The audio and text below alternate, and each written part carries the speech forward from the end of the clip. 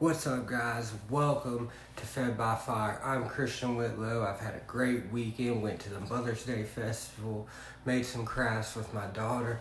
Life is beautiful. This piece will be about my mom. She was born in 1961, the youngest of 6 kids that was raised in a family that had generations of pain, buried under floorboards before she ever took her first breath. And I want to tell her story. My grandmother was full-blooded Irish as far as I know, adopted and sent over young, maybe carrying some abandonment issues before even becoming a mother herself. According to my mom, my grandfather worked for the shipyards, raised hound dogs, but he gambled hard, and according to my mom, he was the kind always chasing a dollar, always chasing something he could never quite catch, but he was full-blooded Cherokee, tan with black hair, hard hands, hard life, the kind of people that America was built on, but forget about at the same time.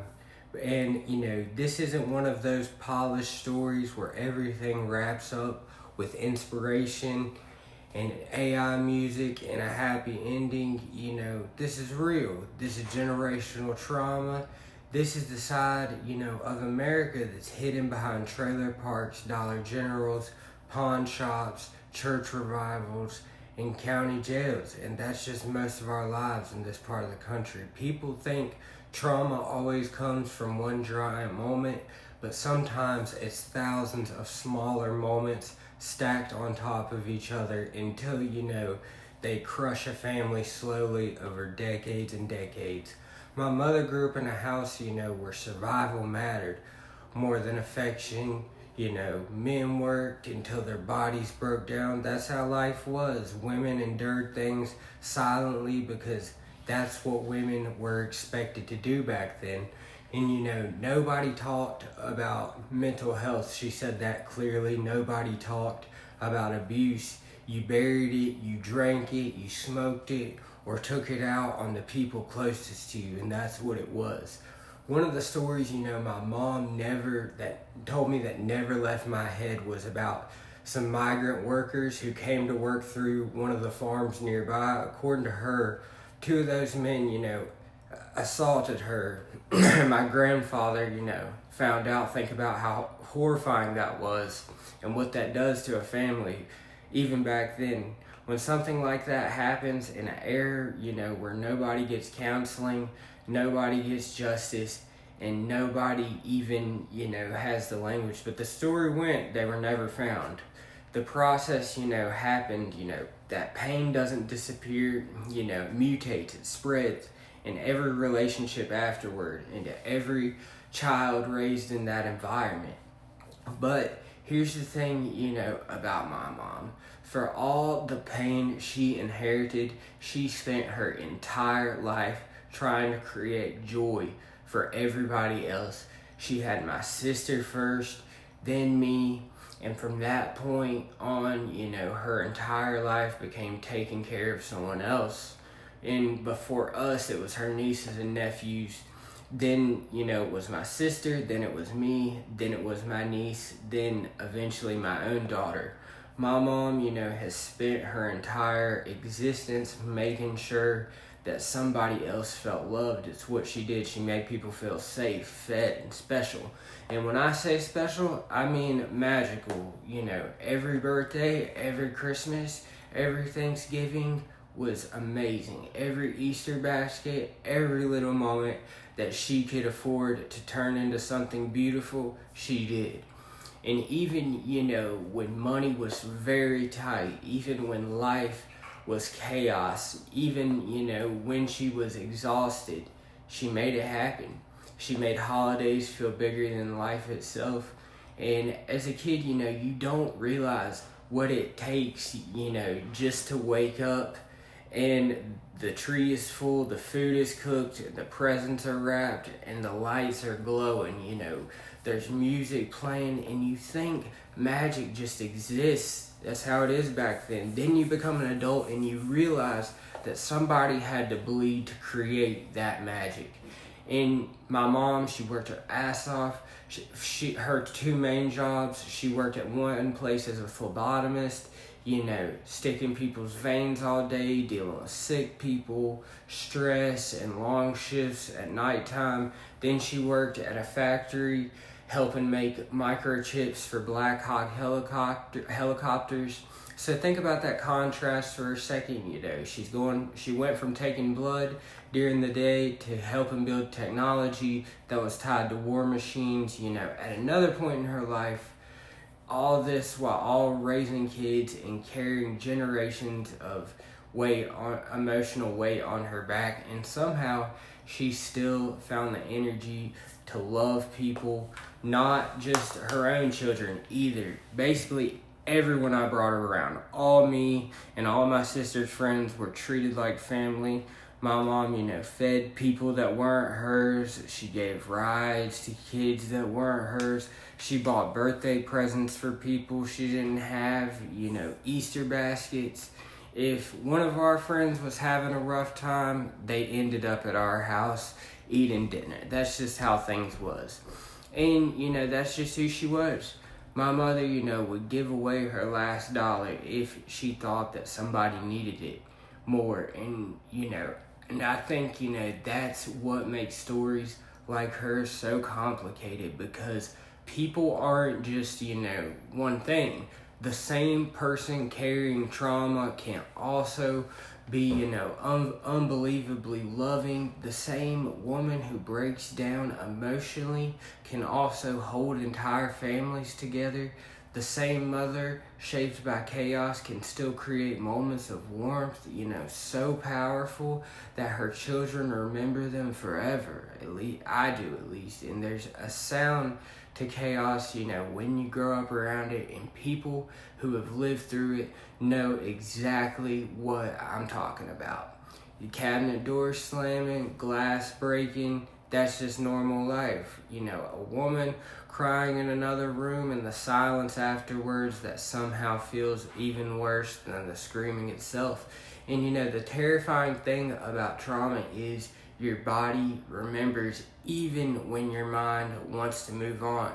So, a grown man can hear some yelling and instantly become terrified and just feel like a child again, hiding in another room. And that's just how domestic violent situations are. Your nervous system keeps receipts, and that's why people self-medicate. That's why people become addicts, criminals, workaholics, emotionally numb, or violent themselves. Everybody develops a language to cope and survive chaos. Some people use drugs, like myself. Some people use anger, like me as well. Some people use humor, and some people disappear into isolation, but almost nobody walks away untouched. As a kid, you think that your parents are gods. Then, you grow up and realize, they were wounded children raising children. I spent years angry, at my mom, only seeing, the screaming, the disagreements, the instability, and emotional whiplash. But eventually, you start seeing the entire picture and the entire chain, and you realize your parents didn't invent their pain. They inherited it. And that doesn't excuse everything they did, but it explains more than most people want to admit. And maybe that's what love actually is sometimes. Not perfection, not stability, not having all the answers. Maybe love is somebody who grew up in fire, spending their entire life trying to keep you warm anyway. And that's, what this channel is really about. Not just addiction, not just crime or corruption or broken communities. Those symptoms, the real story is what creates all the broken people in our communities in the first place. America has entire towns fueled by untreated trauma, places where therapy is viewed basically as a weakness, and addiction replaces healthcare, and generations of violence get passed down, just like family heirlooms. And, my mother's story isn't rare. That's the terrifying part. Millions of Americans grew up in homes just like hers. Millions are growing up in them right now. Nobody, interrupts the cycle, and the fire just keeps spreading.